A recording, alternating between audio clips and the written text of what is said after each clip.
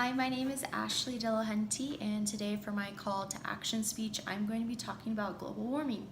And this is my audience, my brother and my mom. Okay, so once I get this positioned, we're gonna get started. So I'm going to be talking about global warming, and a lot of people have some misconceptions about it or just don't see it as a big ordeal, but I really see it as something that really should be addressed.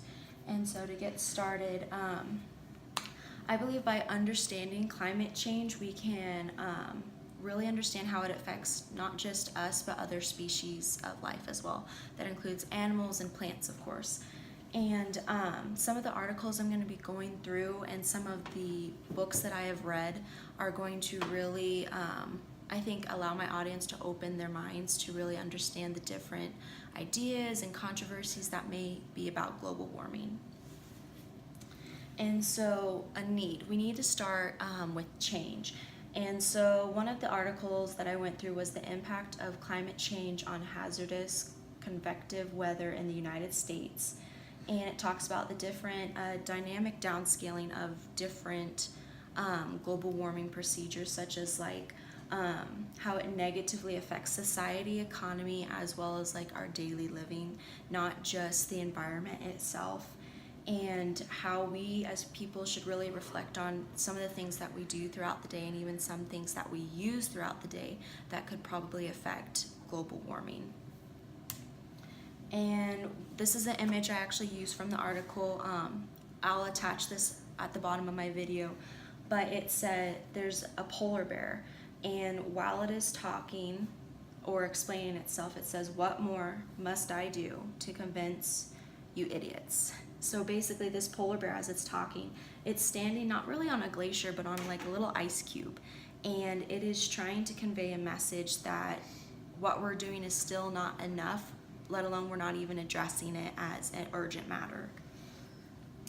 And this might seem like a lot, but in the white bold letters we can see that some of the other images I'm going to show for evidence is that there's a glacier up next, and glaciers grow from thousands and thousands of years, and within a time span of 10 to 20 years it has narrowed down to just a little chunk of ice. And this is something that has drastically changed because of the gas exposure that is released into our atmosphere, and it has caused a huge dynamic degree change in Celsius, for instance. And so as we look at that image, you can see that this is a bigger matter than what people really do understand. It's not just what scientists are trying to do, it's something that we as people should do. And so by understanding that, scientists kind of use that visual approach to really address to our government, to our politicians. But it kind of stinks because to them, all they care about is money and how much is this going to cost versus what we should be doing to really change it. And so here's my image of the iceberg or glacier of sorts. It has shrunk down a lot, and as you can see, this rock formation, this is on the outskirts of Greenland, and it used to be completely covered. That's several feet of ice, and it's completely almost gone at this point because of the drastic degree change in our environment. And we need to visualize change. So some good consequences with that being is not just watching our gas exposure or gas consumption, but it's really taking out extra things such as plastic. I know there's a huge thing about plastic straws, but to the economy, getting rid of plastic straws means what can we replace it with? And that could be such as paper straws. And paper straws actually, yeah, they're better, but it just is more clutter. And our planet has just slowly become a ginormous junkyard in our water. And it shows this image. It was included in the article I was reading about, but within 10 years, so by about 2030, we will be spending over $2 to $4 billion in trying to change our mistakes that are happening now. And with that being over 7 million deaths can occur in that time frame just because of the pollution. So that means like as allergy season grows and things float around our atmosphere and are not properly adjusted to, it can cause like hazardous chemicals into our bodies and can affect people with asthma, for instance. And I also chose this picture because there's a scientist and he's talking to these politicians, if you might not be able to see, but he writes, climate change threatens our existence, and these politicians are asleep.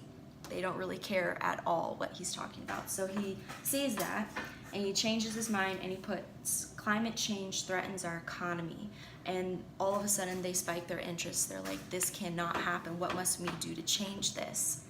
And so with that being, it kind of demonstrates how really our economy and our government reacts to things such as this. And so taking action towards change, I would just really promote everyone to really stand and rise to the occasion and accept that this is an urgent matter, that this isn't something to be pushed off and worried about several years from now, because think about how our planet could become 10 to 20 years from now when we don't do anything about it. Then we're really in a pickle. I also have this as reference. I kind of blew it up, but as you can see on the screen that this is our equator right here, so a lot of them are more of a milder temp, and this is in Celsius.